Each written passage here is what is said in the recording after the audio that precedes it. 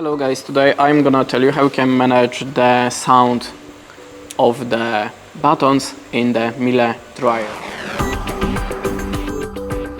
So in the first step we have to open the user's mode, so you have to open the doors of your appliance, hold the start button and at the same time close the doors.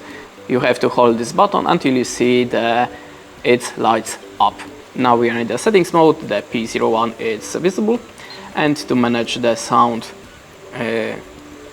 of the buttons, go to the P06, then click on the start, and the -1 is default settings, and if you want to switch it off, go to the left side 00. If you want to set it to increase the volume, go to the 02, then click on start, and that's it. Thanks for watching, leave us a like or a comment, and goodbye.